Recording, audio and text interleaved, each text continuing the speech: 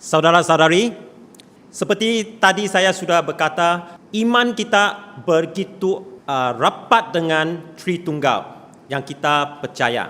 Tetapi banyak orang masih tidak dapat kefahaman yang penuh tentang Tritunggal. Ada orang juga tidak begitu faham siapa itu Bapa, siapa itu Roh Kudus. Kita tahu Yesus Kristus, anak Tuhan, sebab dia pernah datang ke dunia kita. Yang Bapa dan Roh Kudus kita tidak dapat faham begitu penuh. Biasa kita boleh tengok itu lukisan Bapa itu orang tua, satu orang tua, dan Roh Kudus adalah burung berbati, dan mungkin api, mungkin air, mungkin angin, tak boleh nampak kan, atau mungkin sesuatu kuasa memenuhi rasul-rasul, sesuatu kuasa memenuhi sesiapa yang mengikut Tuhan. Kita tidak tahu sebab kita tidak experience, mengalami mereka. Sini ada satu contoh boleh tolong kita ada satu kefahaman lebih tapi tidak penuh. Ini contoh tentang matahari. Matahari yang panas sangat, yang jauh dari bumi. Itu matahari, dia seperti Bapa. Tidak ada orang boleh tahan kepanasan matahari. Sebab itu tidak ada orang boleh dekat dengan matahari itu. Seperti dalam bacaan pertama hari ini, Musa seorang saja pergi tengok Tuhan. Saya tak tahulah dia boleh tengok Tuhan. Yang lain tidak boleh. Lain tengok nampak Tuhan, mereka mati. Seperti matahari. Siapa dekat dia, semua hapus. Tapi Musa special. Musa special lah. Matahari itu jauh sangat, kita tidak dapat sentuh, tidak dapat dekat. Tapi Tuhan mau dekat kita, dia cinta kasih kita. Sebab itu Tuhan mesti datang. Kita tidak dapat pergi, dia menyuruh anak dia datang kepada kita. Itulah Yesus Kristus. Yesus Kristus seperti sinaran matahari. Yang kita nampak matahari di bumi, kita bukan nampak betul-betul matahari itu. Kita nampak sinar matahari. Seperti Injil hari ini. Yesus kata, terang telah datang ke dalam dunia. Yesus adalah itu terang. Tetapi manusia lebih menyukai kegelapan. Banyak orang tidak mau dekat terang ini.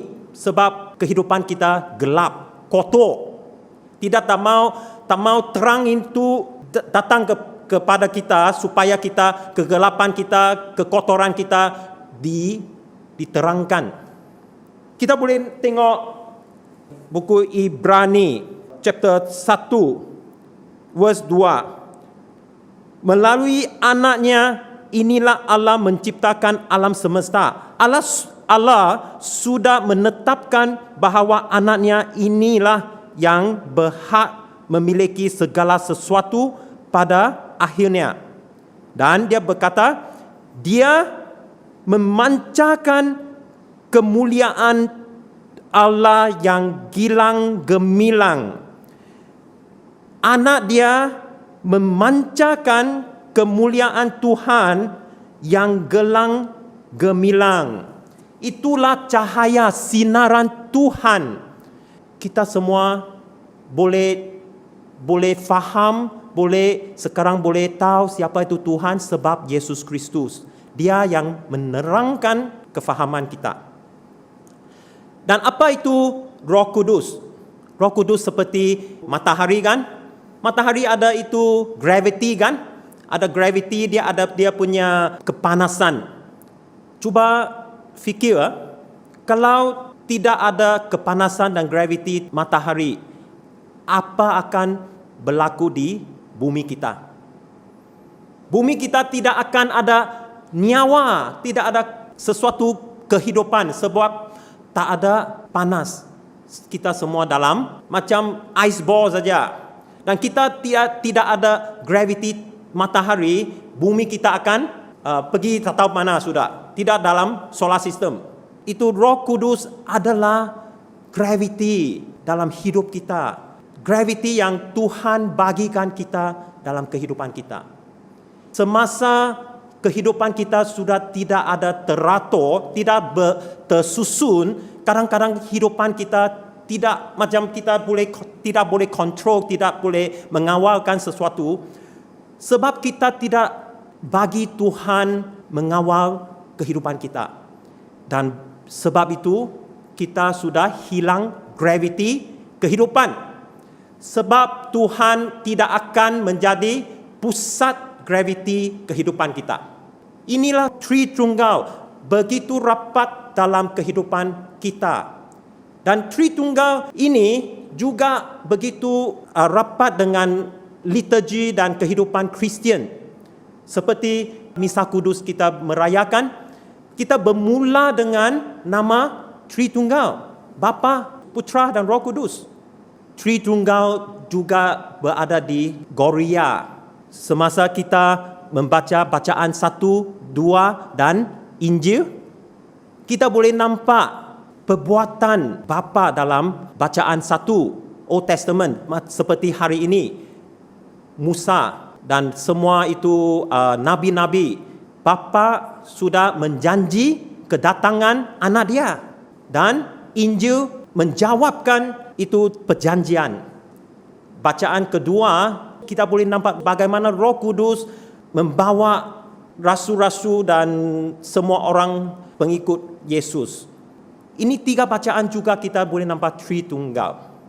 Dalam penyembahan roti dan anggur, biasa padri akan mohon kepada Bapa. Padri akan cakap, "Ya Bapa, sumber Allah kekudusan."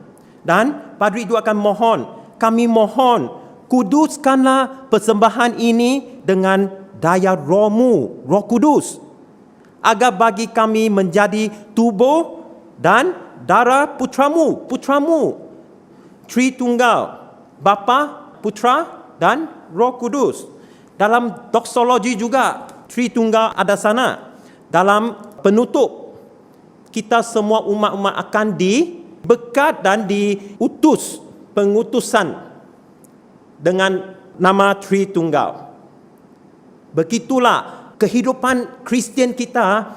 Sebenarnya kita diutuskan untuk menghidup sesuatu kehidupan yang dalam Roh Kudus.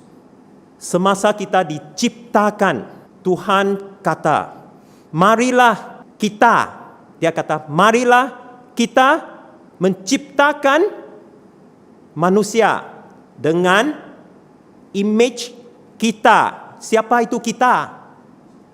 Siapa itu? Tritunggal. Itu image Tritunggal. Kita manusia dicipta dengan image Tritunggal.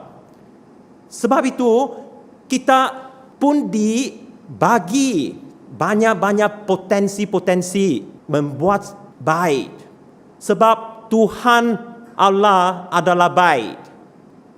Kalau hidup kita tidak hidup dengan baik sebab kita tidak suka terang, kita suka kegelapan.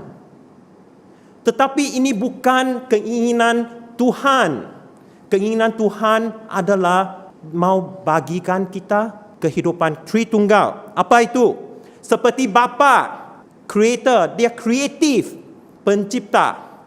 Kita pun boleh kreatif. Kita boleh cipta. Cipta apa? Art, music, fikiran. Kita boleh cipta banyak. Kita boleh masak juga. Masak itu rasa yang bagus, baik, begitu baik.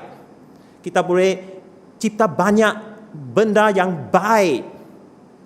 Kita boleh cinta sebab Tuhan adalah cinta. Kita pun dibuat untuk seperti Yesus. Yesus kata, "Saya adalah terang, saya adalah cahaya dunia." Dan dia panggil kita menjadi cahaya dan garam juga. Supaya mana-mana kita pergi akan menjadi terang, bukan gelap. Kita akan menyerangkan kegelapan. Kita boleh fikir hidup kita pergi menggelapkan orang atau pergi menerangkan orang. Apa kita buat sentiasa di rumah kita, di keluarga kita. Yesus juga kata, saya adalah perjalanan, kebenaran, dan saya adalah kehidupan. Kita dipanggil supaya boleh menjadi agent ini. Supaya kita bercakap, bersuara, sentiasa bercakap dengan kebenaran, kehidupan, dan tunjuk jalan. Biasa apakah kita cakap dalam kehidupan kita? Kita gosipkan? Ada?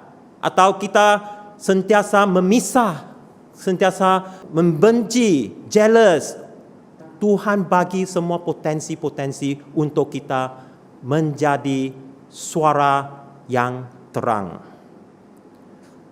Roh Kudus memang hebat di dalam hidup Kristian. Tahun lepas, saya dijemput pergi ke Saint Anne, perayaan Santo Ana di Bukit Mentajam, untuk merayakan Misa Kudus bahasa Cina yang last 3 hari. Lepas misa, ada satu orang India, dia Tamil speaking, dia tidak tahu Cina. Dia pergi ke itu padri paroki, dia kata, Father, tadi saya sudah pergi itu misa, semasa itu homily, saya boleh faham Father Simon, saya bagi homily. Saya boleh faham Father Simon cakap.